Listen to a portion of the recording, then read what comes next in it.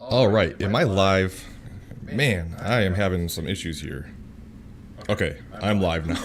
Oh my goodness. Bear with me for a moment here. I need to get my ducks in a row. This thing is just not working right, and I think we're in it now, but I need to change some things up here. So I apologize for that. I don't know what was going on, but hopefully we got it resolved now. If somebody can hear me, please let me know that you can hear me. And I just need to quick fix a couple things, and we will get after it. So let me see. I believe, is that what I'm looking for? I don't think that's right.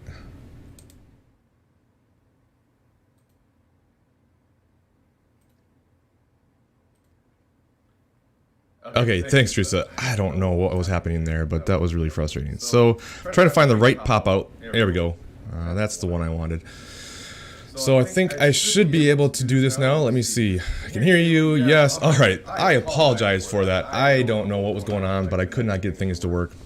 Hopefully we're going now. I don't know if the title's right or not, but we're not going to worry about that right now. We're just going to get after it. So anyway, let me get started here. And I'm going to start with talking about training versus nutrition and how I kind of might argue a little bit with what most people say. And oh, of course there's an echo. Well, I guess I'm just in it now. I don't know what I can do at this point. Hold on. Let me try something. Let me see if I can fix something here.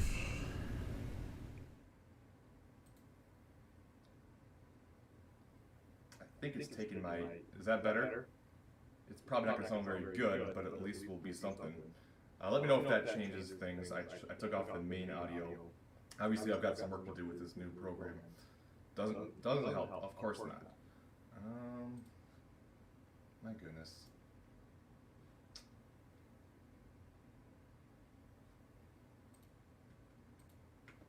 Bear with me here.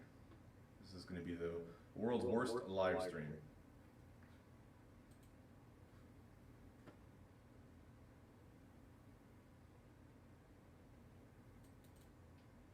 I think it's taken from my A6400, and I don't know how to change that.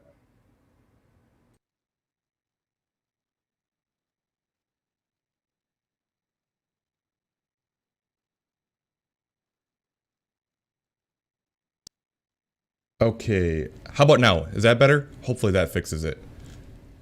I think that should do it. If not, I don't know what to do. Oh man, what a nightmare. Turn up the audio again.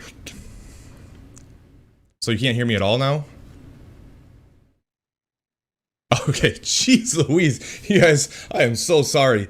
Long story short, StreamYard, they couldn't fix the problem that I was having with the video, so they went ahead and refunded me, which was nice. Now I'm using OBS and trying to stream via OBS, and I thought I had everything figured out. Clearly I did not, but we're live now, and this seems to be working too. So, all right, let's get after it. Apologize for all the technical difficulties, and hopefully next time will be much smoother. So, anyway, as I was trying to say, we're going to do a Q&A. Definitely ask your questions, but I'm going to give you time to come up with questions for people to show up. And what I'm going to do is I'm going to talk about training versus nutrition, because I kind of disagree with a lot of people. And, you know, what we usually hear is nutrition's by far the most important thing when it comes to fat loss and results as a whole. And if we're only talking about the physiological impact, then for the most part, yeah, I would agree that nutrition is the most important part. But if you've watched my channel, you know by now that the physiological aspects of things, what physically we do, is not the only thing that matters. The brain makes a huge difference. If it wasn't for that brain, the stuff we do would be easy, right? And the reason why I think that training is pretty much just as important as nutrition is because, I mean, if you really think about it, when your training suffers, if something happens, let's just say you have some sort of an injury, some sort of a setback, maybe something just happens where your training goes out the window and you're not really exercising at this point, what typically happens to your nutrition? kind of has a tendency to go down the toilet, right? And it's true. Like, I have a hard time with it too. Like, if I can't be on top of my training the way I want to be, it almost makes it feel like the nutrition just doesn't really have much of a purpose anymore. We all know that that's not true. Of course it does, but psychologically it feels like there's less of a point and it's harder to stick with things. So if you're not really training and just trying to stick to the diet, that's one implication that makes it more difficult. The other thing we have to consider too is the only way you can possibly build lean body mass, which the best thing you can possibly do for your metabolism and body composition, I would argue, is strength training. And you can't build muscle without training. It's literally impossible. If you diet alone with no training, you're going to lose a pretty substantial amount of lean body mass. And lean body mass is one of the most important things for your metabolism, for longevity. Most of the research shows that most of the slowdowns we have in metabolism as we age comes from loss of lean body mass. So if you want to keep your metabolism from tanking as you get older, we want to stay on top of trying to keep lean body mass, and the best way to do that is resistance training. So you factor in the resistance training for your metabolism, for your body composition, the psychological implications of not training and what that can do for your nutrition. While we can certainly argue that without question, nutrition is by far the most important thing in terms of getting results. Like, you really truly can't out-train a bad diet. Like, if you're just eating a huge surplus and paying no attention whatsoever, then it's going to be a big struggle, and you're going to have a hard time losing weight. That doesn't mean that there isn't still value in exercise. I really, really encourage you and everyone, no matter what's going on, you need regular exercise in your life. You really do. It's just so important. And no matter what, you're going to be in a better position if you're exercising than you're not. All things equal, even if you're just completely doing whatever you want and paying no attention to your nutrition at all, you're still going to be better off if you're getting regular exercise. And it's going to help. And there's a lot of health benefits. And this has been shown in research too, that exercise without weight loss still has a lot of health benefits. Cholesterol and things like insulin resistance and all these different things. They're very much impacted by exercise. So we want to be exercising no matter what. But the whole we should only think about nutrition thing, I think that's kind of a trap, and it's trying to almost sometimes get away from looking at a healthy lifestyle side of things. And I really think that we need to see the big picture, look at it all, and not just look at one versus the other. And I think it all needs to come together, especially if you want to get the best possible results. So that's my little spiel. I don't think I have any questions yet. So I didn't ask for any ahead of time, which was probably a mistake on my end. And I definitely should have done that. Let me see. I'll definitely start doing that moving forward. What else I can talk about while I wait for some more people? I've already got tons of topics I can always talk about.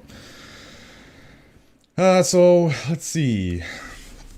One thing I have over here on my little things to talk about is just do the work. It'll work until it stops working, and then you adjust the plan. So something that a lot of people struggle with in terms of following a plan is if they worry a lot about if things are going to work or not. And a lot of times we don't even start and don't even try because we're worried that things aren't going to work. And we fear the unknown, and we stop ourselves from even going forward. I'm going to take Teresa's comment off of here until I get something that... how do I do that? Maybe I can't. I know how to do it. Hold on. There we go. So the thing is, if you put yourself into a calorie deficit and things start to work, it's going to work. As long as you keep doing it, it's going to keep working until it doesn't. When the body does eventually adapt, it will. It will always adapt over time. So nothing will ever work forever.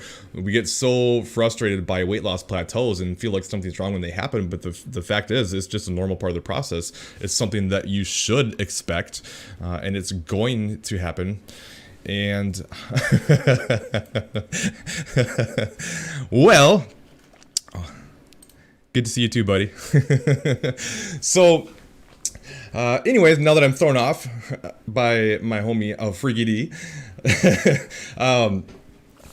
Yeah, I mean, it's going to keep working until it doesn't, and your body's going to adapt. It's just a normal part of the process. And when you do actually hit those plateaus, it's just normal. And then we just have to make adjustments to get the process working again. So it's like, don't worry about if it's going to work or not. Just follow the plan, and then you're going to know. And if it doesn't work, you don't judge yourself. You don't beat yourself up, and you don't panic or anything like that.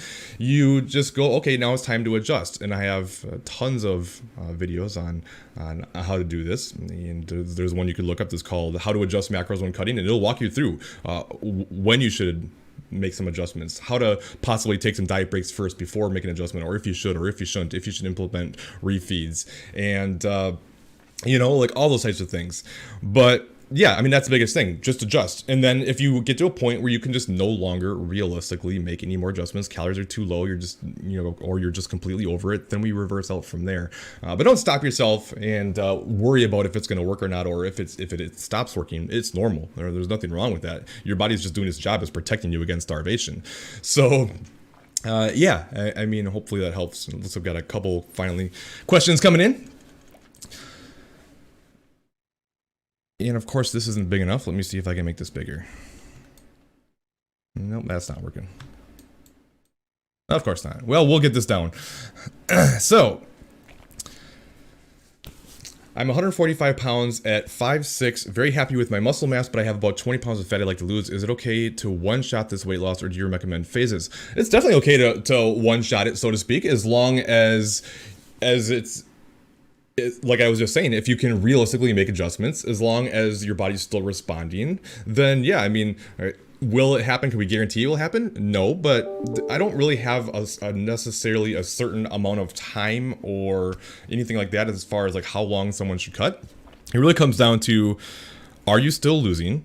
If you plateau, can you reasonably make adjustments, drop calories more, increase some more cardio to get things going again? And if the answer is yes, then you can just keep going until either your body won't respond, you can't realistically make any more adjustments, or you're just mentally completely over it. There's nothing wrong with that. And then at that point, then we shift phases and switch out, reverse, come back later at a different time to get the rest off. I would argue that most people probably need to take it in phases. Not a lot of people, unless you don't have a whole lot of weight to lose, get it all done in one shot. And this is one of the bigger traps too when it comes to getting in better shape. We just feel like, well, if I can't get all the way where I want to be now, then what's the point? And then we give up, and then we jump up. We just kind of overeat like crazy because we feel like, what's the point? And then we rapidly gain weight, and then we panic, and then we try to drop our calories, but our metabolism hasn't recovered. Actually, that's going to be my next video. Check this out. Got a little chart here about yo-yo dieting versus reverse dieting and the difference, so pay attention to that. Coming out probably Wednesday of next week. And it goes into why yo-yo dieting is such a disaster and why we can't fall into that effort mode. If it's not working, you just cannot just say screw it and just go crazy, because it's just you gain weight so fast with your metabolism being in a bad spot from your dieting, which is inevitable. Your metabolism is going to slow down. There's really no way around it. And we just need to make sure we're taking our time coming out. It doesn't mean you can't reverse a little faster if you want, but you don't want to just go into just complete screw mode and rapidly gain weight, because it just makes it so hard to get where you want to be. So I mean, you can definitely do it in one phase. Morning, Jake. And what is a good timeline that you're recommending for 20 pounds if I'm already close to my desired weight? Well, you don't want to lose. So first of all, I don't like timelines most of the time. Not always. Everyone's always a little bit different. The only issue I have with trying to place a timeline is it creates expectations. And I truly believe, I say this a lot, that expectations or happiness is basically the result of your expectation and what you actually get.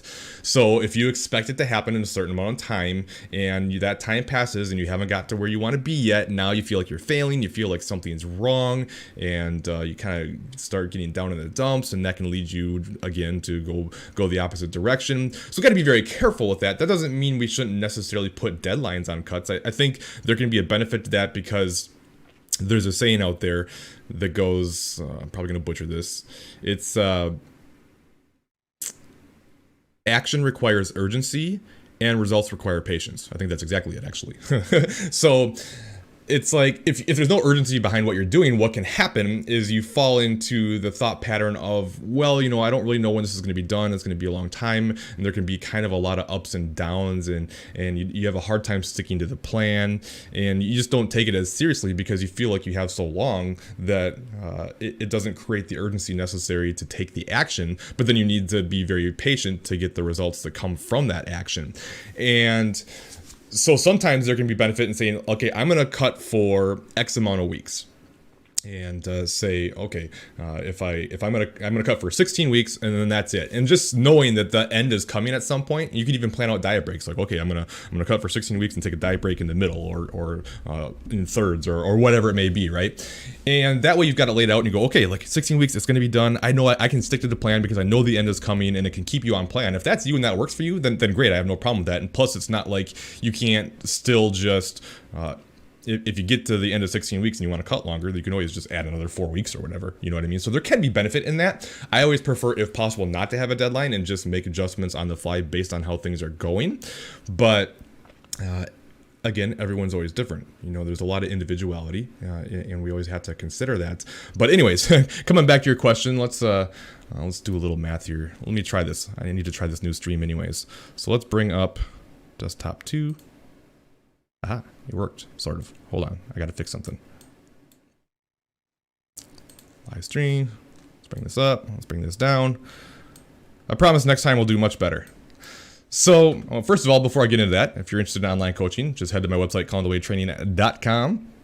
Click on coaching, and it will bring you to the next field. Actually, there's another field after this, I believe, where you fill out an application. And what happens is you fill this out. It does come with a 30-day guarantee, meaning that if you try it out for 30 days and you decide that, my coaching isn't for you, then you can ask for a refund and you're not out any money. So there's literally no risk to it if you want to try it. Come in here, fill out this application, and it will send me a notification. I will then take that. I will, within 24 hours, I will shoot a video, just like I'm doing right now, going over that application and send it to you in your email, going over things. And if you don't hear back from me within 24 hours, check your inbox, or your junk folder, as it oftentimes goes in there. But I always respond within 24 hours, unless I'm like on a vacation or something. So anyways, let's bring up a calculator here to go over your question. And let's hide this for now. All right, so you said you're 145 pounds and you want to lose about 20 pounds. So the most we want to lose on a weekly average, not every single week, but weekly average, is about 1% of your body weight on average. So 1% of your 145 pounds would be 1.45 pounds. So obviously the percentage changes as you lose weight, but let's just make it simple here. And let's just say you have 20 pounds to lose divided by 1.45. That would be about 14 weeks. But you're not going to lose the maximum amount every single week. There's going to be some weeks you lose more, some weeks you lose less, some weeks you don't lose at all. Some you might even gain some weeks. You're going to have to factor in probably taking some diet breaks. So if you look at that and say, okay, 14 weeks, maybe we add an extra 4 to 6 to be on the safe side, or 20 pounds, a pound a week. Even then, that doesn't often happen. So, I mean, again, you got to be very careful with that, because if you create that expectation and it doesn't happen that way, I wouldn't look at it as that's what you should expect. I would look at it as that would be the fastest that you should even consider losing that amount of weight, but understand that it's probably going to take longer. The leaner you get, the harder it's going to be, the slower your results are going to be, the percentages change, your body's going to fight you more, so probably longer, but we just don't know. The best thing you can do, follow the plan, like I was just talking about. Just make sure you're executing, and as things stall out, see where you can make adjustments, take some diet breaks, and after that, let me go back to the initial screen.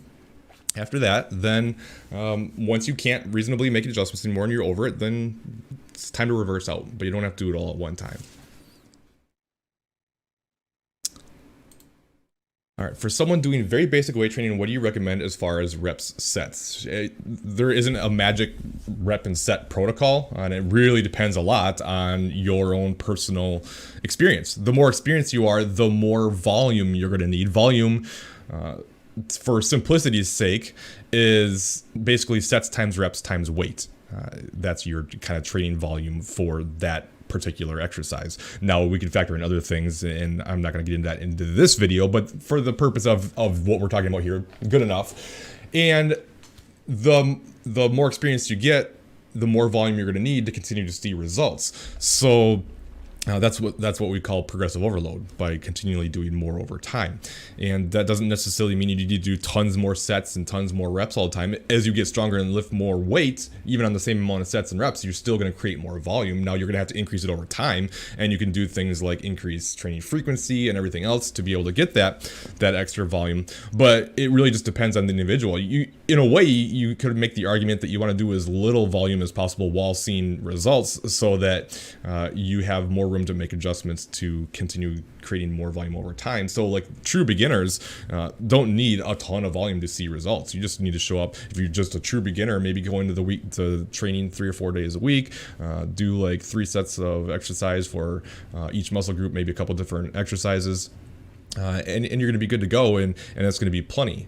You don't need a whole lot, but as you get more experience, you're going to need more. And as far as like reps go, there's no magic. There's like, you can make the argument that lower reps is better for strength, more moderate reps is better for hypertrophy or building muscle, and higher reps is better for like muscle endurance and like work capacity and things like that. Now that's not entirely true, because there is research that shows that if volume is equated, you see the same amount of muscle gain on high reps, low weight, and low reps, higher weight with volume equated. However, it also showed that you got more strength out of the lower rep work. But you also have to consider you have to do a lot more. So let me try to pull up that. I'm going to pull up that study real quick. I think that'll be good to look at. If we look at research, I know I've got it in here. Hopefully. I've got too much in here. Well, I might not be able to find it right now. So, never mind. Follow me on Instagram if you're not already, Colin DeWaay. But anyway, so the group that did, there's been a few studies, but the one that I'm referring to, the group that did the higher weight, lower rep, did 7 sets of 3 with 3 minutes of rest in between sets. And the group that did lower weight, higher rep, did something around like 3 sets of 12 or something like that. I don't remember the exact weight, with like 1.5 minutes of rest. So you can create a heck of a lot more volume in a lot less time and a lot less stress with a higher rep, lower weight work. And there was less injury dropout rates and stuff too. The heavier you go, the more chances there are for injury. But what I'm trying to get at is, I think doing a mixture of everything over time is good. Some high rep work for that work capacity, some moderate rep work for hypertrophy, some strength work for strength. And plus, if you get a stronger muscle, you're going to be able to do more weight with the moderate rep work and build more muscle. So it kind of depends on what your goal is too, and you're going to do more of whatever your personal goal is. So powerlifters are going to spend more time in lower rep, higher weight work, and like bodybuilders or people who just want to build muscle are going to spend more time in the moderate rep work. Like you just kind of change it based on your personal goal. But yeah, there's no like set amount. You're very welcome. Thank you. I really appreciate it. That's what I'm here for. A little bit of a slower stream today. I'm not too surprised. YouTube has been slow in general. Like, it's been really slow. I think it's end of the summer. Labor Day is coming up here in the U.S. if you're in the U.S. with us, and people are out taking vacations and stuff. So not terribly surprising. There's not a lot today. Very welcome. Do you think you can progress with intuitive eating to gain muscle versus macro tracking, which much easier to add more calories? You can. It's just, yeah, it's more difficult because you don't really know for sure, and it also depends on how good you are with your own personal intuition and what kind of a knowledge base you've built up front.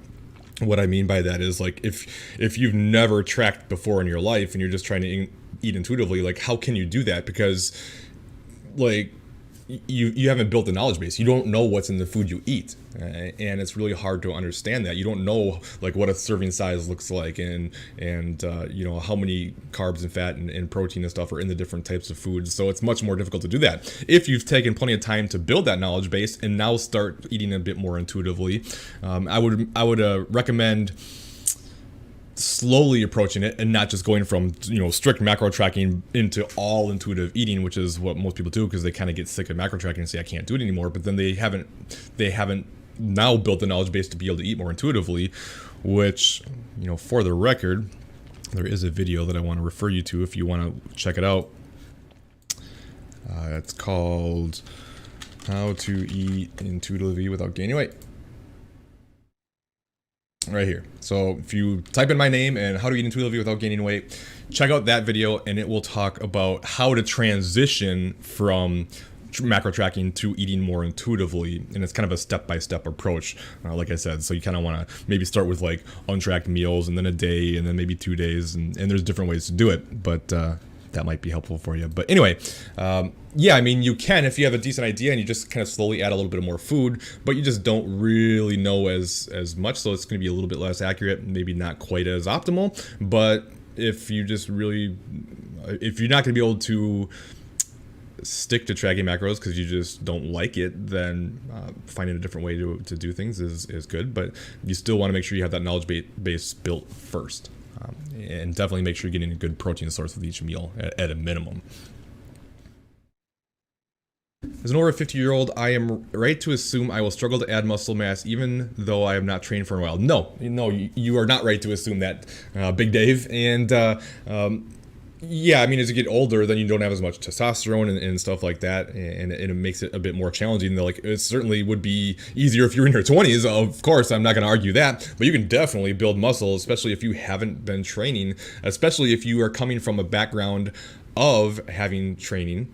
Like if you were well trained in the past but now haven't trained in a long time, muscle memory is very real, and we have like nuclei and these like satellite cells in the body that it seems like they remain for a long time, if not forever, that are still there. So when you come back to training, it comes back so much faster. Like, you build the muscle much faster coming back from a layoff than you do building it the initial time. So you can absolutely, and I've seen it like firsthand, that you can build muscle very well in your 50s still, without question, especially coming back from a long layoff. So yeah, I mean, I wouldn't be worried about that. And get back after it, and you'll see some results. It's not a fast process. Muscle building for anybody is a slower process, but just be patient and work hard, and you'll get there. Hey, Marianne.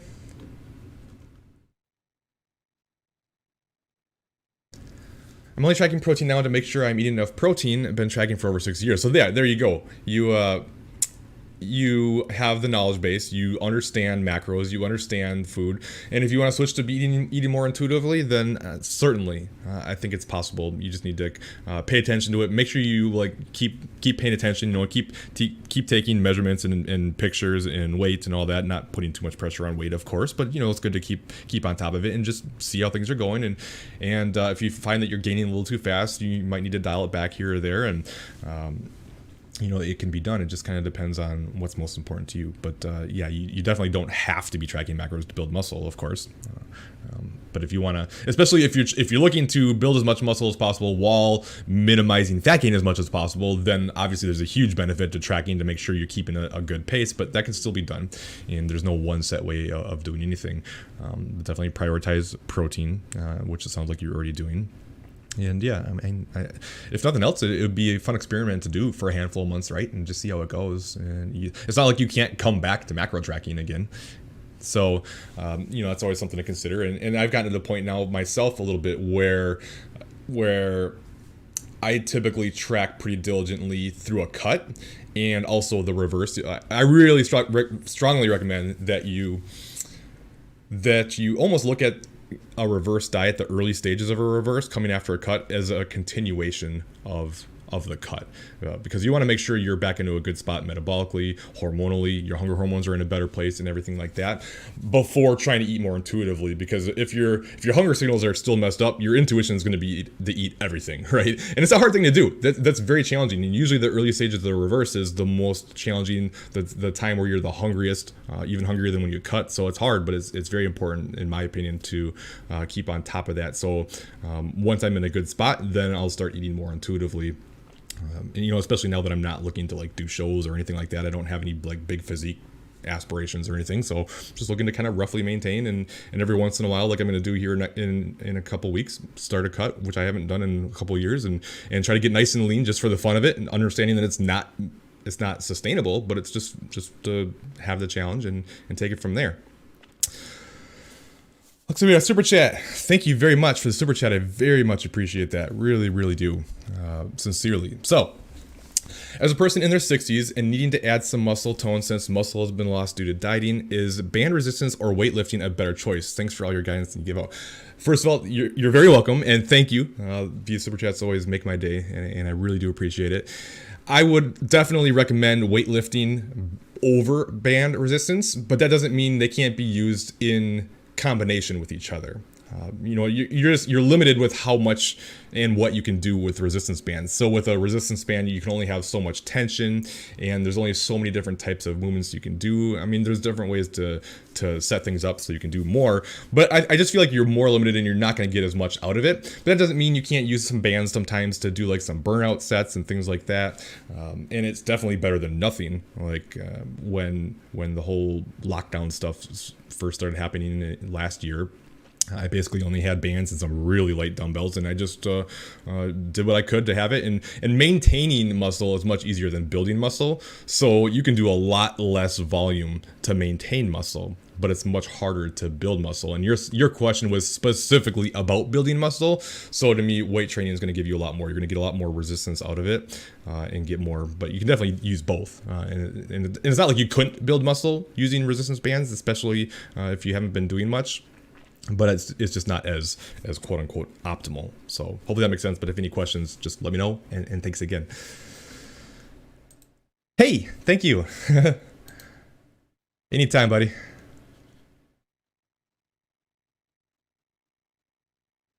Now, all right, what's this? I'm not going to sugarcoat it, but I want your honest opinion always. Shouldn't we still be eating clean 95% while tracking macros? I wouldn't say 95%, but yes, the majority of your diet should be composed of nutrient-dense foods. I don't like the term clean. There's a whole lot of mental implications between looking at foods as like clean or dirty and cheating and things like that. That's I've got plenty of videos on that as well. But yeah, I mean, a lot of people say like 80-20 is a good rule, and some people take that a bit too literally and be like, well, I don't know exactly, is 80% of my calories, like I'm eating 2,000 calories, do I need to eat 1,600 calories worth of clean? And like, don't look at it that closely. It's just that the point is, make the majority of your diet nutrient dense, whole foods, minimally processed foods that fuel the body well, micronutrients, vitamins and minerals, and lean proteins and things like that. Absolutely. And then some other stuff in moderation, things that have a little bit more sugar, whatever else. And even though there's plenty of research that shows that as long as calories and protein are equated, how much sugar you consume makes basically no difference, not only in weight loss, but also health markers. I just did that video recently about how I argued that there is no bad foods, and there's people that saw really good results and health markers improved eating basically almost nothing but junk. But you're just not going to feel good. You're not going to perform as well. It's just like, yeah, we don't want to make the majority of our diet donuts or something like that. And I have made that mistake when I first learned about flexible dieting, and I had been a strict clean eater for many years, and I learned that I'm like, oh wow, like all this food that I thought was off limits is now not off limits. And it was like, okay, let me just eat as much junk as I humanly possibly can, but fit it into my numbers. And while you can do that, it didn't feel so good. It's almost like food quality does matter. So yeah, I agree that not necessarily 95, that's a pretty high percentage, but everyone has to make their own personal balance as well. And there's nothing wrong. If somebody wants to eat 100% healthy, clean foods and never eat any junk, and that's sustainable for them, then great. Like, I have no problem with that. But we just don't want to like feel bad or feel guilty or beat ourselves up if we have something we enjoy. And food is more than just fuel. It's life celebrations and get-togethers and your anniversaries and there's a lot to food besides just how you feel your body. And we just don't want to feel bad or guilty or beat ourselves up over food choices. Food doesn't have morality. is kind of the big thing. And you're very welcome. Thank you. All right, is that about it? Apologize for the delay today. I don't know what was going on. Actually, if someone could let me know, what is this video titled?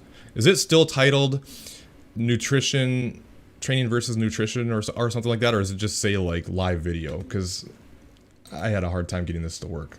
Actually, I can just look it up here. It still did it. Okay, I don't know what happened. So I'm gonna have to test that. So I'll give another minute or two here if anybody else has anything else. Otherwise, I'll wish everybody the best. I wonder how many people are in here because it doesn't even say. It doesn't say on my OBS.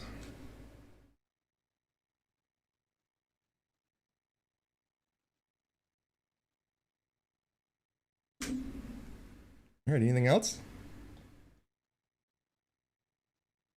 At least I got my camera to work this week. It looks much better, right?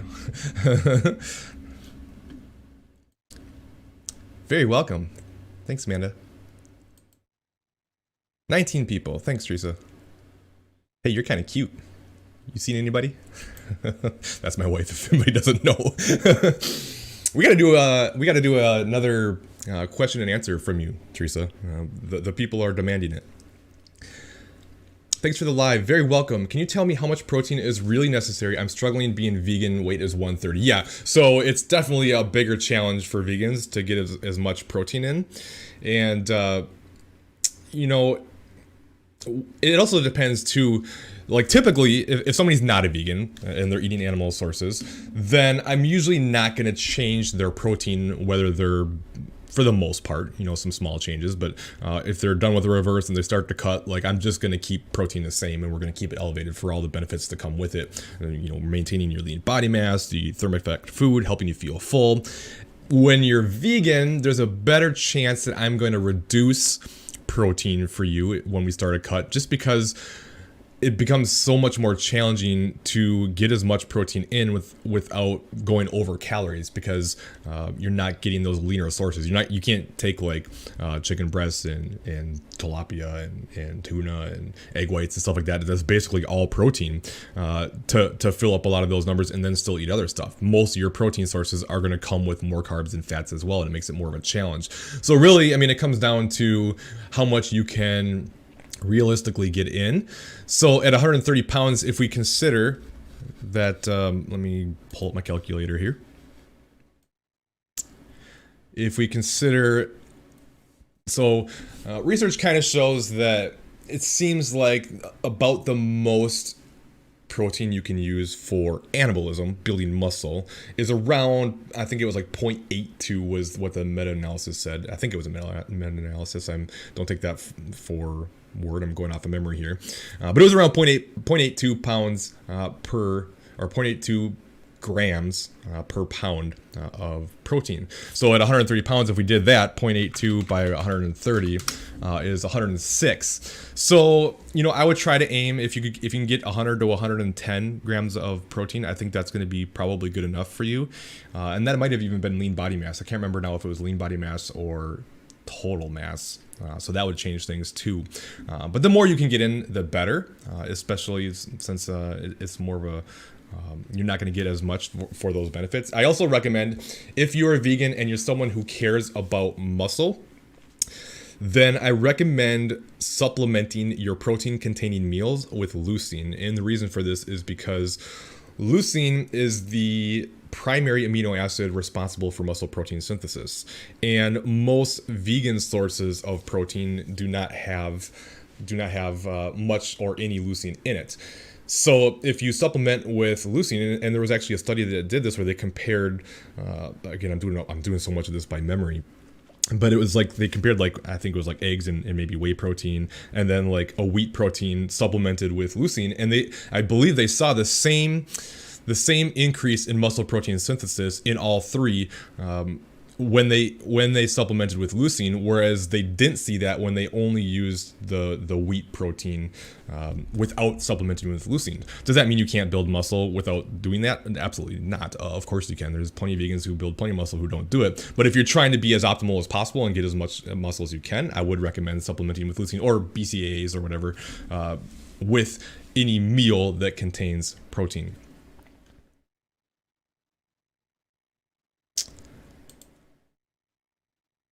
Yeah, so actually, this is a good opportunity for me. I very rarely talk about core nutritionals. I am an ambassador for core nutritionals. I don't like to push selling products or anything like that. But I very much believe in them and love their products. And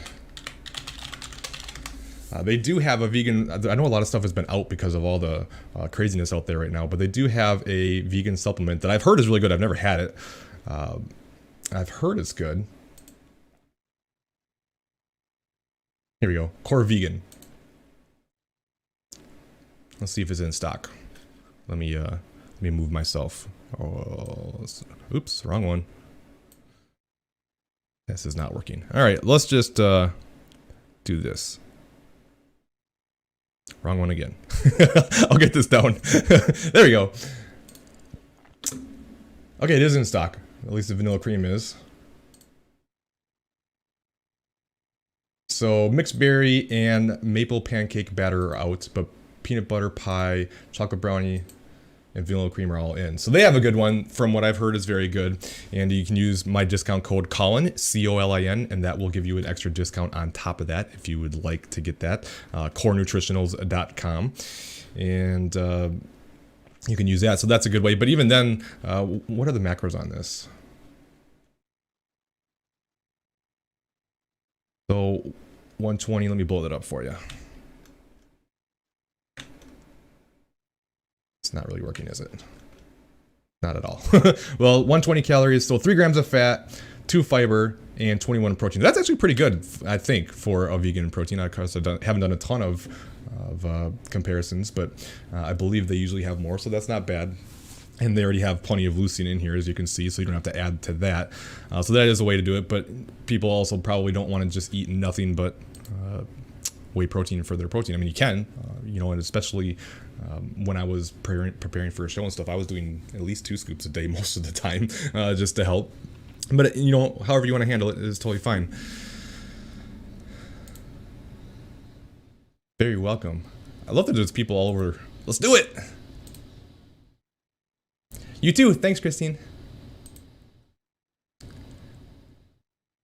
There you go.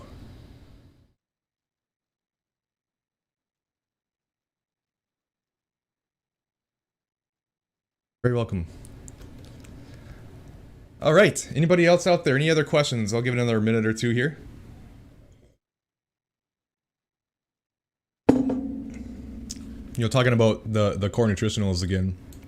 And how I vary. It's funny, like, I think I've actually mentioned them in my videos like maybe 3 times. I've done 700, and I just looked at this. It was like 768 videos or something like that. And I think I've brought up core like 3 times, and it never fails. Anytime I do, oh, you're trying to sell. I'm like, geez, like I can't do like one every 100. And the reason I love their products is because it's all science based. Like you know me, I love the science, and everything is dosed based on what science has shown to be effective.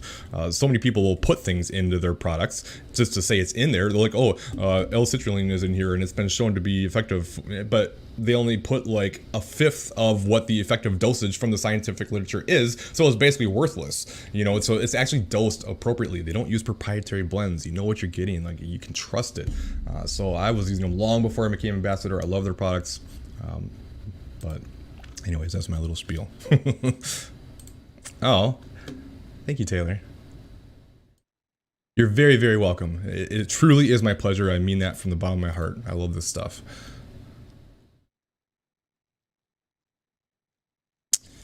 Yeah, it's not available everywhere. They do have international shipping. I don't know what countries that they do and do not ship to, but I do know that they do have international shipping.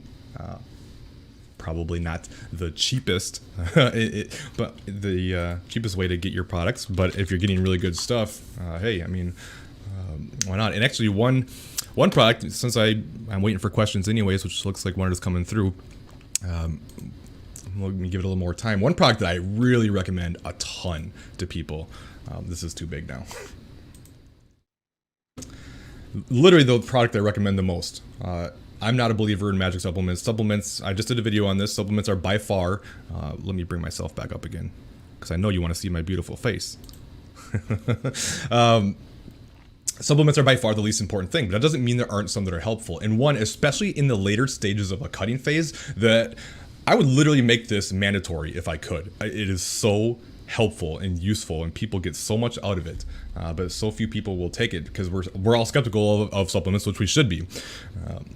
But the one that I just love is under anabolics, and it's Core Hard. This thing is like, this is as close to a magic product as it gets. And the reason it's so beneficial is it's a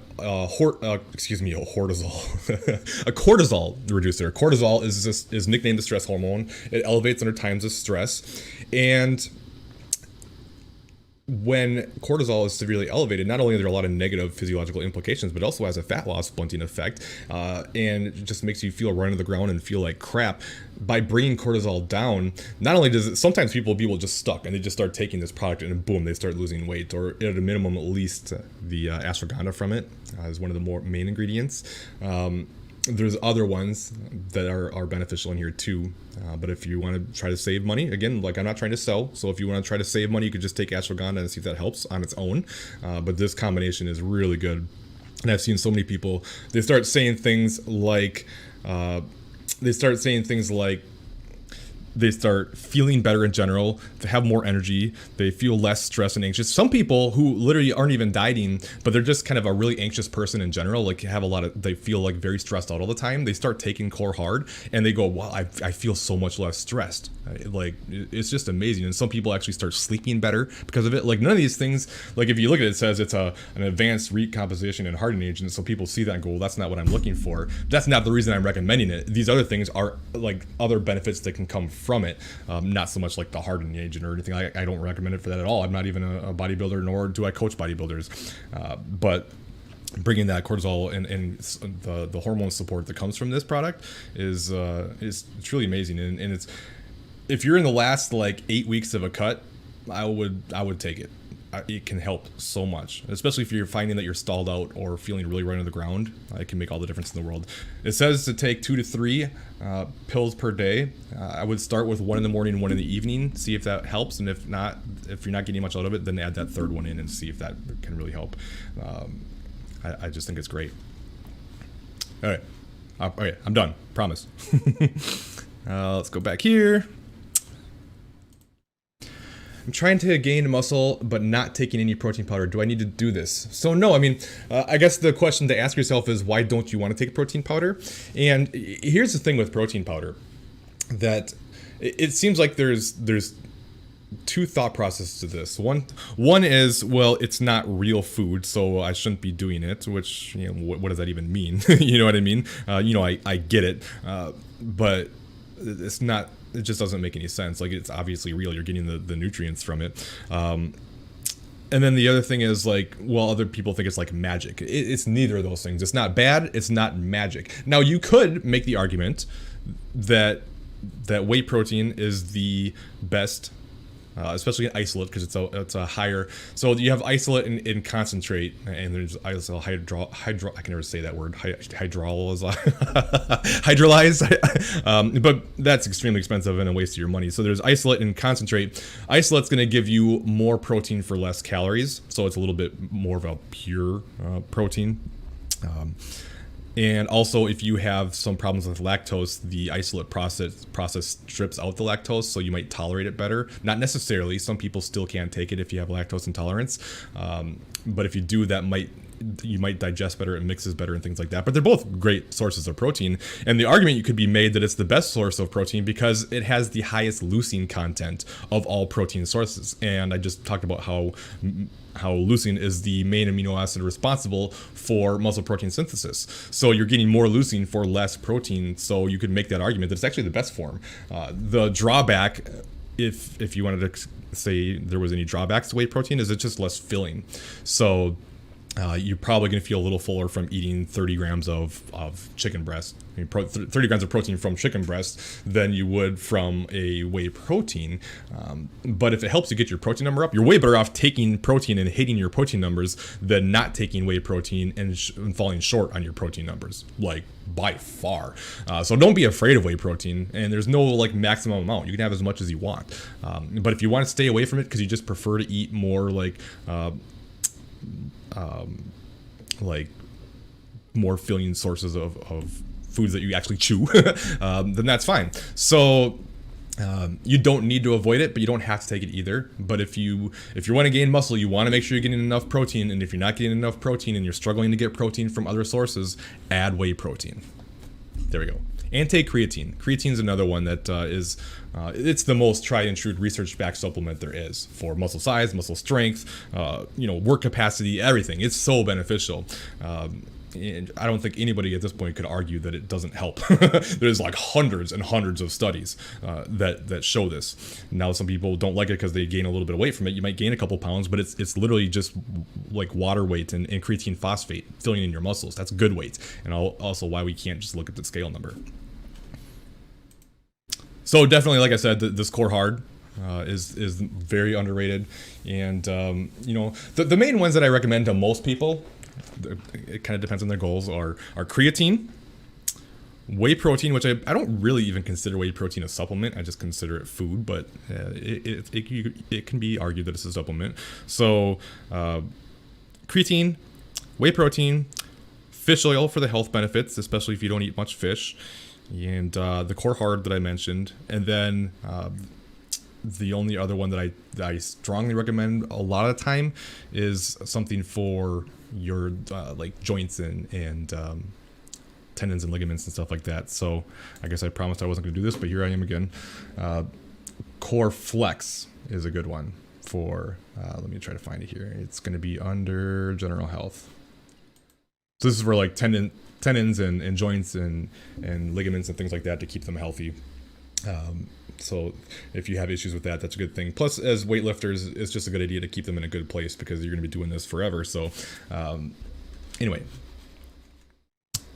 but as far as like what's the most underrated, probably the core hard. And even if you wanted to break it down to just a single component, then I would say ashwagandha.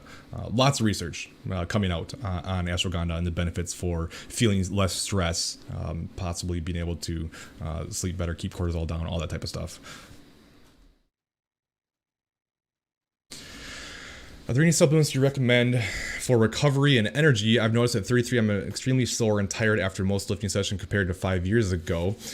Not necessarily outside of creatine.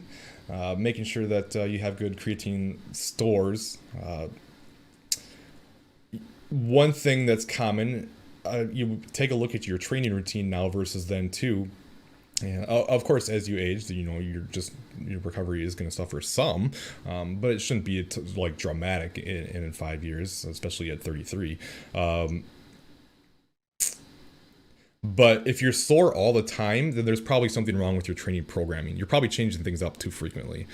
And this is a mistake a lot of people make. We hear things like muscle confusion and keep the body guessing and shock the body and all these things. And it's like, it's actually really bad advice, especially if you're considering building muscle, because changes happen through adaptation. They're basically saying avoid keeping your body from adapting, but adaptation is what forces change in the body. So what you do with the training program is you give the body a stimulus, right? Then you give it time to adapt to that stimulus, and then you recover from that stimulus. That's why we do deloads. And then you give it a new stimulus. But if you're doing something completely different all the time, every single week, and your body has no clue what's coming at it, it has no way to adapt because it doesn't know what it needs to adapt to, and therefore you're sore all the time. Or, I mean, it could be too if you're under recovering because you're doing too much. You're not sleeping well, not controlling stress, always in a calorie deficit, things like that. Those are going to impact more than anything else, especially with regards to supplements. And supplement would be like the last thing to look at for that stuff. You want to look at other things. Like I said, sleep, stress, nutrition, protein,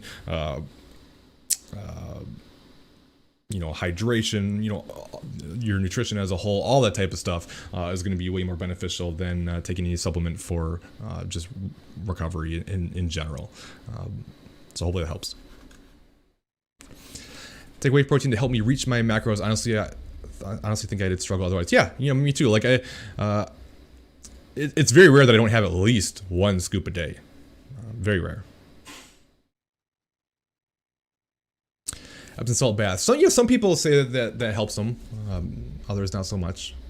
I don't think I'd have to look into it deeper. I don't think there's any significant research to support it. There might be. I'm not saying there isn't. And even if there isn't, if you notice a benefit, even if it's just a placebo, it still works, right? But yeah, sleep is huge. Sleep is probably the most underrated aspect of everything we do here. The whole fitness as a whole.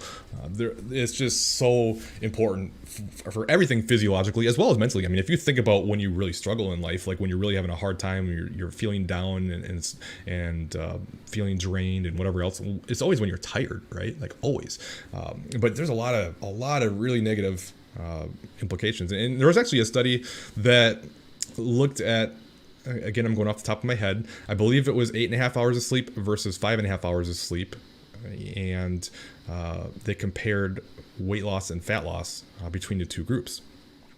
Everything else was equated. Like their macros were equated. Everything was the same. I believe. I think their training programs were the same. Their nutrition was the same. All that type of stuff. The only difference was 8.5 hours of sleep versus 5.5 hours of sleep. And they both saw about the same amount of weight loss. However, the group that got 8.5 hours of sleep lost almost all of their weight from fat mass. Whereas the group that did 5.5 hours of sleep lost a significant portion of their weight from lean body mass, losing muscle, and I think it might have even been close to half. If I'd have to look at this closer, but it was definitely significantly more than the group that got more sleep. So you want to keep your gains, get that sleep. You want to recover better, get that sleep. You want to perform better, get the sleep. You want to lose more fat, you got to prioritize sleep. It is so important.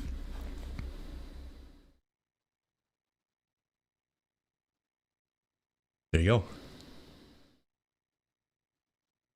Is there no benefit to higher carb when eating lower protein? I've used powders for years, and sometimes I get tired of them. Right now I'm pretty carb focused, hit 70-80 grams of protein a day. Well, carbs are protein sparing, so you can make the argument that you don't need as much protein with higher carbs, but that's a pretty low amount of protein. You'd definitely be better off with more. It's a balancing act for you. I mean, you don't have to take more. It just depends on what's most important to you, like getting the best results possible or enjoying your diet a little bit more. And there's no necessarily right or wrong answer to that. But you also don't get, not only is it result wise, but you also don't get the benefit of feeling more full and the thermic effect of food and all that type of stuff. I feel hungry more often when I am taking diet breaks. Is this normal? Normal is a hard word because everyone's so different. It's not abnormal, but I wouldn't say it's normal either. Sometimes some people do notice that they tend to be more hungry, and there could be some psychological components to it too. Like your goal is now to eat more food, so you're more focused on it. You're not trying to lose fat during that phase, so you're just kind of like, well, I'd rather just enjoy more food. There could be some things to it, like you're kicking up your hormones and stuff, but it's nothing to be concerned about outside of course, if you have a hard time sticking to your numbers because of it, then that's a bit of a concern. But yeah, I mean, some people do notice that. Some people, it's the complete opposite. Like I've noticed some people just like, I just can't take diet breaks. I'm so ravenous when I do it. Like I just can't do it. And then you just, okay, like well, we won't take them. It would be better off if we could, but if you can't, like I would rather do what's suboptimal and actually hit the plan than have you binging your face off because you get too hungry from a diet break. You know what I mean? So there's always a balancing act, and everyone's different. Some people get really hungry. Some people like, wow, I feel so much less hungry now, and they come back to their cutting numbers where they were hungry, and they're no longer hungry when they get back to it. That's probably more common, but again, not normal versus abnormal. Very welcome. It's not the same. There's a couple extra ingredients in the extreme, so I don't remember the exact differences, but they're very close to the same. There's not a significant difference. I believe there's a little bit extra in the extreme. The main difference is it's a powder versus a capsule, and I believe that the reason they even created Extreme to begin with is exactly what you're saying, because they have a large I don't want to call it following, but they distribute in Australia a lot, and they can't do capsules in Australia, so they had to create a powder to be able to sell in Australia that product. So they created Horror Hard Extreme to have that powdered version available. I didn't even notice it, to tell you the truth.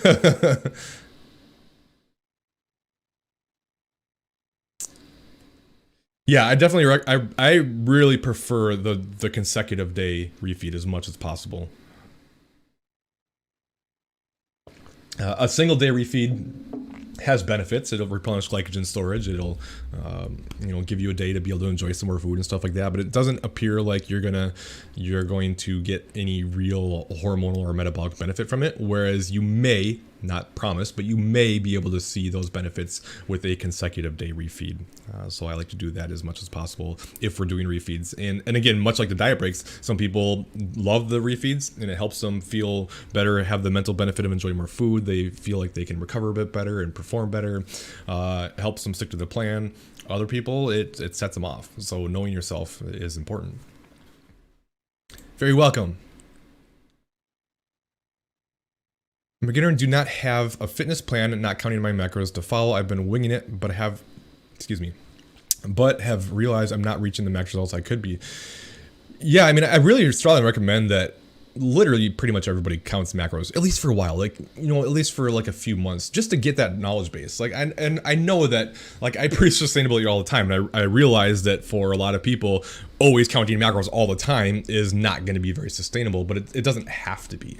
You have to create the knowledge base through tracking macros. It will help you get better results because you'll know how much you're eating versus making guesses now. So sometimes, like, we kind of fight against it a little bit, but then when we see, oh wow, my results are a heck of a lot better now, and I'm really liking the way things are going, and all of a sudden you don't mind it quite as much because you're getting that extra added benefit.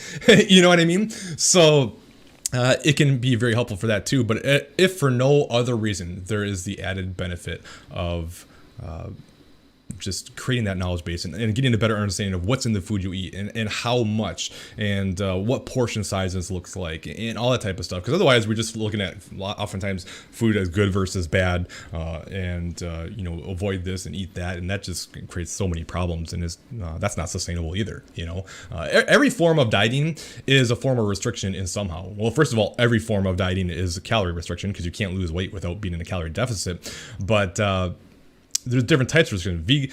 Vegan is restricting animal sources, and I understand that not all vegans are doing it for dieting purposes. There's ethical and reasons for that, which I highly respect, honestly. But some people do it because they want to try to lose weight and they think it'll help. Keto is restricting carbs.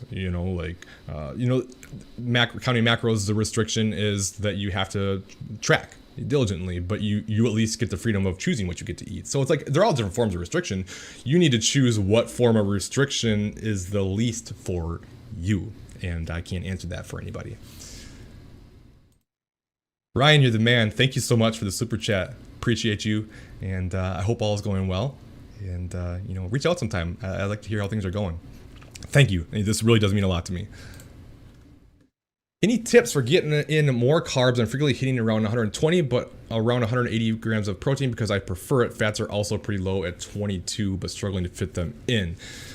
There's more. I just don't really like any foods that are higher in carb than fat.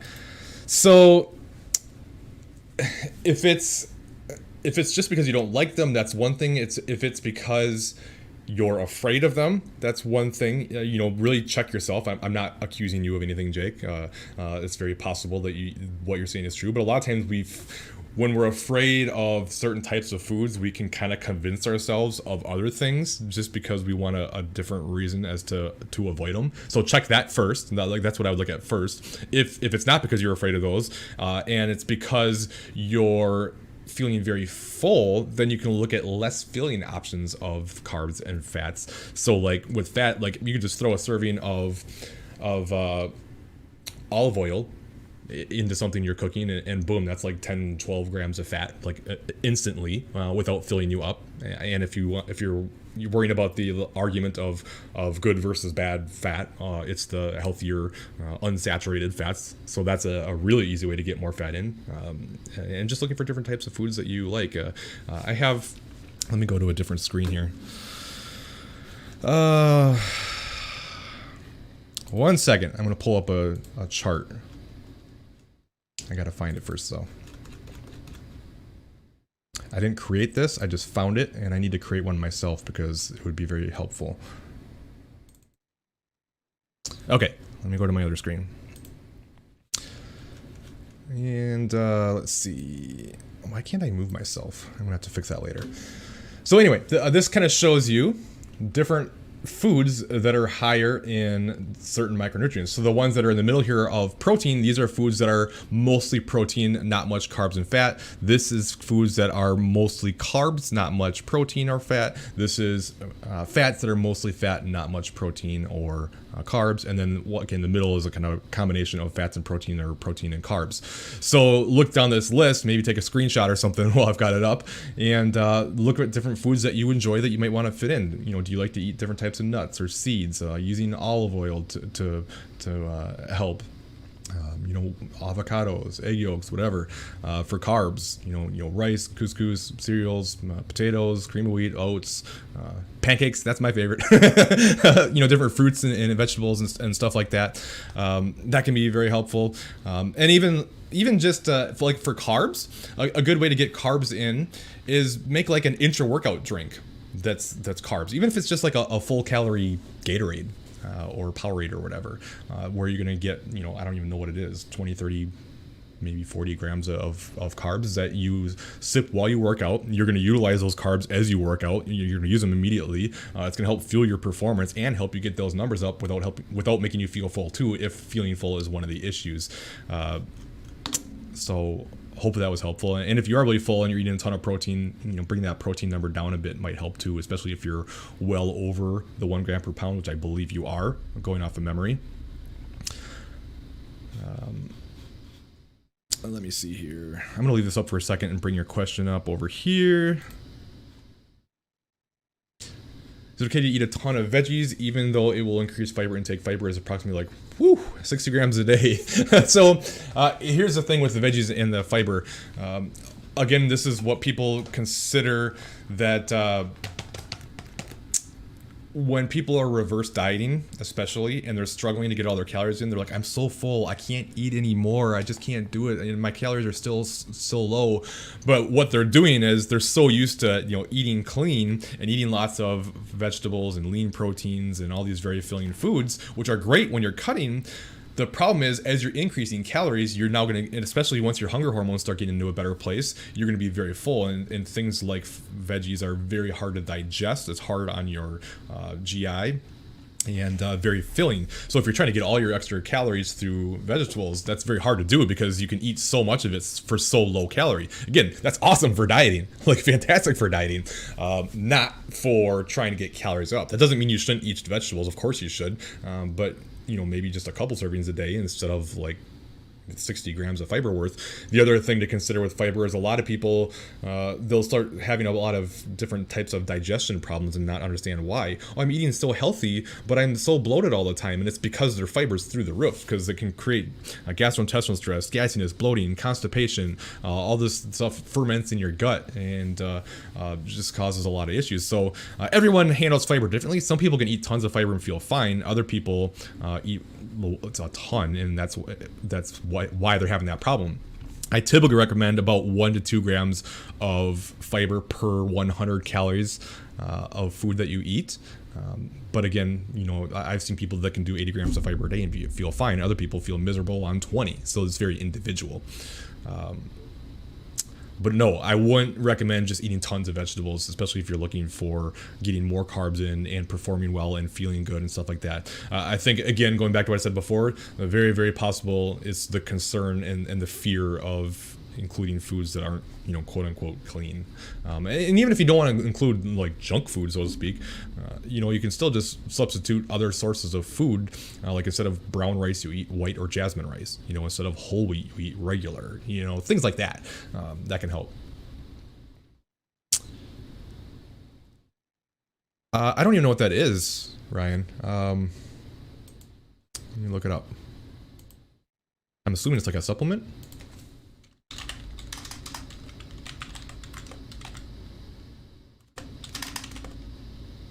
Hydration, probably. Oh, I think I've actually had these before. Yeah, I mean, they're fine. I mean, there's nothing magical about them, but if it helps you, especially get your water intake up, and it helps you keep you hydrated, then great. I believe it's got like potassium and stuff in it. Am I right? Yeah, potassium. Niacin, vitamin B's. Yeah, so it's just to help keep you hydrated. So, I mean, if you like it, fine. Just account for the calories. Because there are calories, I believe, right? Yeah, 45. So, yeah. All right, let me go back. I'm getting the hang of this. Yeah, I mean, you might want to just bring the protein down some. Yep, and this is good advice, too. So kind of like that I showed with that chart that I think I already closed, of course. You can go in the middle, so I'll pull it back up. So yeah, like you said, eggs, salmon has a bit more fat to it. Chia seeds has a little combination. I put chia seeds in my rice. I just mix it in there because I like to add them. Cottage cheese, good one. What do we got? Different types of yogurts. Quinoa is a good balance. That's also very filling though. Beans. Throw some chocolate in your milk. A lot of options. Play around. Don't be afraid of foods. Yes. Pancakes or waffles or French toast? I want to hear from everybody out there. What do you prefer? Which one of the three? For me, if I had to choose one, I'd probably do pancakes, but I love them all. For me, I'm gluten intolerant, so it makes me want them even more. And there's some okay versions, but they're not the same. Let's just be honest. Yeah, it's just, it can only work for so long. Adding a lot more veggies and hard to digest foods in the early stages of a reverse, it can be helpful because you are going to be really hungry still, or probably even more hungry. But as your hunger hormones settle and stuff, you're gonna be miserable, especially as calories get up. You're gonna have to have more of a balance. Yeah, I do this. So one thing I like to do, because I feel like it helps my digestion too, is I do a serving of the Core Nutritionals chocolate peanut butter ISO whey, a serving of the instant oats, just because we're not cooking them or anything, so I just throw them in the shake, and then I add a serving of I'm trying to blank now, It's the grounded up flax, the flax meal. Jeez, sorry about that. So flax meal, throw that in there, and that has a lot of healthy benefits to it too. Let's see. After my morning fasted workout, I can't get solid foods into my system right away, but feel a little bit dizzy. Would a small chocolate milk drink do the trick? Possibly, yeah. If you're feeling dizzy, you might be a little bit hypoglycemic. Again, this is, or as always, this is not medical advice. Throw that out there. And if you're having issues, you should see somebody. But if it's because especially, well, I mean, almost for sure is if you're doing it fasted, which for the record, if you're doing it fasted because you're not hungry or have a hard time getting things in before your workout, or like maybe you wake up in the morning and you're just not hungry, like that's me. If I'm going to work out, I might do a protein shake or something, but I have a hard time eating in the morning. Then that's one thing. If you're doing fasted workouts because you think that there's a physiological benefit to it, then I would challenge you on that, because there just isn't, based on the research. But some people just like it, and that's probably why you're feeling dizzy afterwards, is because you're going a bit hypoglycemic. So you want to get those carbs in. So adding a quick digesting carb to your protein shake or something. Like I would do a protein shake with some sort of a carb if you can, but chocolate milk would certainly do the trick too. It's just you're gonna have a hard time getting in the protein that you need to optimize that post workout. That I shouldn't say post workout window, because that doesn't exist. Like there isn't a anabolic window, so to speak. But especially going in fasted, you want to get at least a good 25 to 40 grams of protein post workout in that state, just to make sure that you're getting the recovery process going.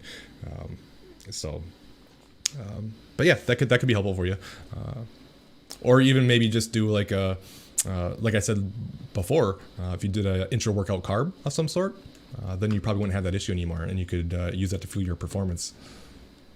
The thing with like fasted cardio is, yes, there's research that shows that fasted cardio burns more fat during the workout. That is true, but what it fails to talk about is that you don't lose more fat throughout the course of the day, assuming that your total macronutrient intake is the same. So you burn more fat during your workout, but then you burn less fat later on through the day as you have more carbs. Now, a lot of people see better results because by doing a fasted workout, they therefore eat less calories. But if all things are created equal, it literally makes no difference unless you personally just like fasted workouts, which if that's the case, then that's fine. I do not. I did a little bit of competitor coaching for a bit, decided I just didn't like it. It wasn't for me, so I stay in my lane. Now, I will coach competitors all the way up until prep.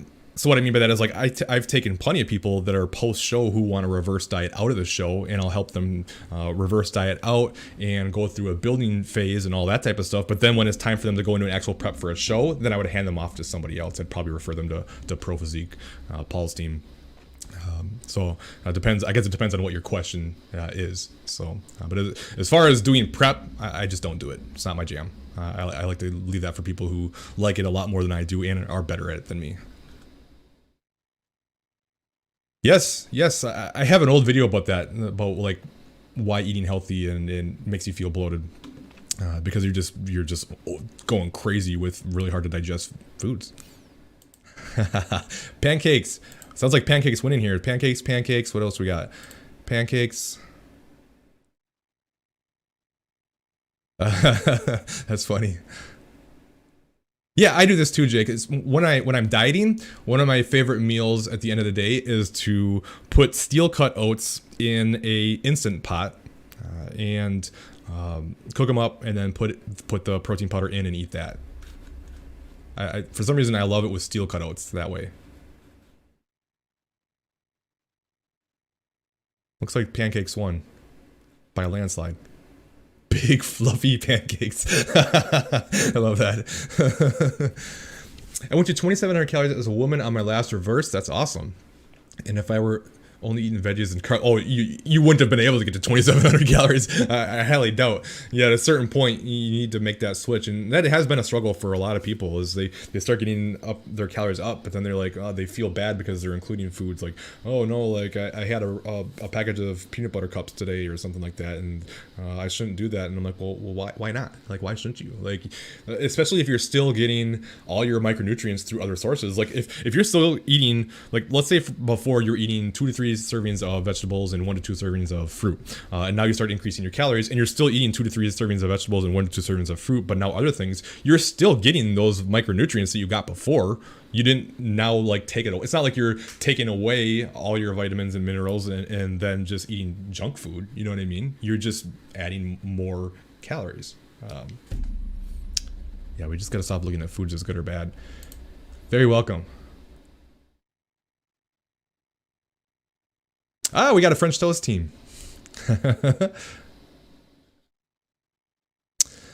Oh, so we traveled. So I'm originally from Minnesota. We traveled home and visited friends and family and went to the state fair. Ate all the bad foods that would set people over the edge. Deep fried Oreos and cheese on a stick and beers and plenty of junk. And wouldn't you know it, I didn't get fat.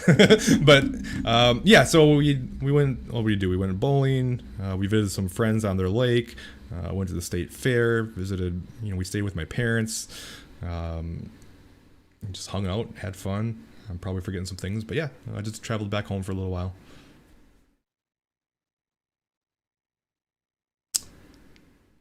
All right, that ended up being a good one. I don't know what happened in the beginning. I'll have to try to get that figured out before the next one, but I'm glad we finally got it to work. I don't know how I did, honestly, but thankfully we did. And thank you guys so much. If you are interested in online coaching, then just head to my website, fill out an application, and I think I got another question here, so I will handle that. And yeah, I think that's it. But hold on, I want to get them all. Hey, Christina. When you start a cut, should you go a couple kilos lower than the weight goal because you might gain weight during reverse dieting? It's not a bad idea. It just depends on where things are at when you get there. So if you're still losing and you've gotten to a place where you are comfortable and want to be, and you can still realistically stick to the plan, then yeah, it's not a bad idea to maybe get a little bit under to leave some wiggle room as you reverse diet out. Or the other thing you can do too is take the reverse very slowly. And this is something we'll talk about when the time comes. But if you reverse very slowly, then you kind of keep yourself in deficit rather than jumping back up to maintenance right away.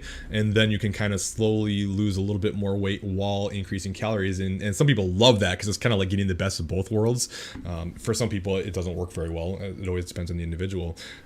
But if you're kind of like, if you're really stalled out and having a hard time and it's a big fight and you're mentally over it, trying to push past, it's probably not the best idea. So it always requires context, like always. So, all right, I'm going to cut it off. Have a wonderful weekend, a wonderful Labor Day for those in the U.S. And my next live will probably be in 2 weeks. I won't be available next Friday. So we'll do it in 2 weeks and then we'll kind of take it from there. My goal is to do at least every other week, possibly even every week if they start going very well, if I have a good turnout. And sure, no problem, Liza. Preferred maintenance, I don't use maintenance calculators. I'm at 1650 from 1200, but scared to go much higher again. 130 pounds, lift 5 days a week. Office job, no idea where maintenance was prior to loss. Yeah, I just don't. I mean, you can look at them to try to get an idea, but it's just so specific to the individual, and you just don't necessarily know. Everyone's got different genetics, diet history, things like that. So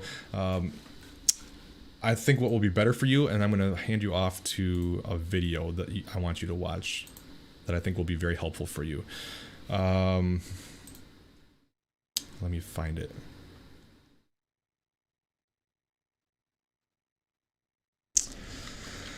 Probably be easier under mine.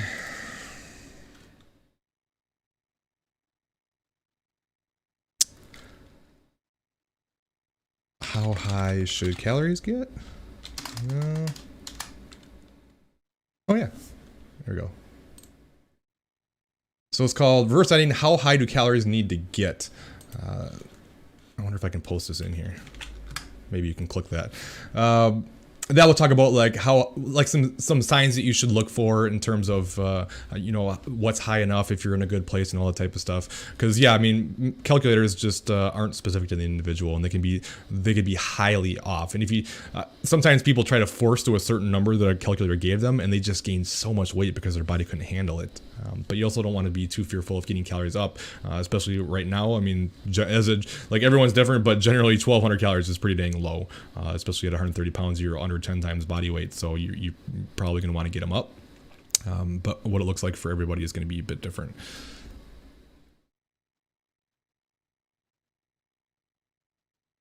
She actually is my client.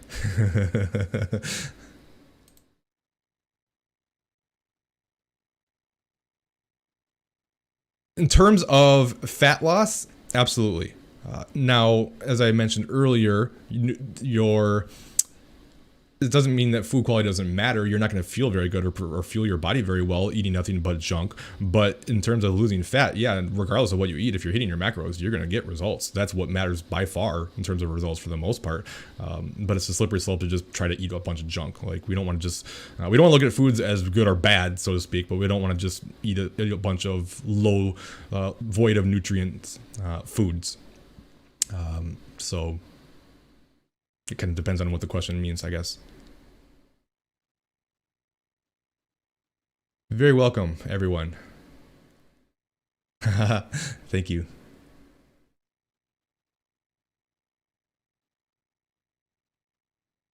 Yeah, so I mean, I don't mind people being on 1,200 calories. I've been meaning to make a post about this, or maybe even a video. Like I feel like I go kind of crazy over 1,200 calories is because, like, on one hand, everyone goes, a lot of people go, you should never go to 1,200 calories. It's too low, and you're gonna destroy your metabolism. And it's if you have a coach who puts you on 1,200 calories, you're a terrible coach. It's like, well, no, some people have to get to 1,200 calories, and there's also a difference between starting at 1,200 calories and ending at 1,200 calories. And there's also a difference between people who are more petite or older or have a long history of dieting or have metabolic health conditions and this and that and the other. So just to say that blank, flat out, nobody should go to 1,200 is not good. But you also don't want to just do like a lot of terrible coaches do and just automatically throw people on 1,200 calories either. You want to get as many calories as you can while seeing results. But there's nothing magical about 1,200. It's all specific to the individual. That was my little side rant. And the fact is, you got where you needed to be, and congratulations. But now, if you've been dieting and in a deficit for a long time at 1,200 calories, you should be able to get, in theory, you should be able to reverse your calories quite a bit, significantly higher than 1,200. So that's good.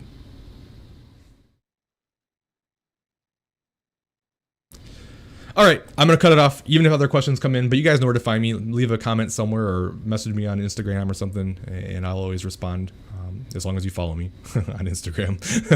And thank you.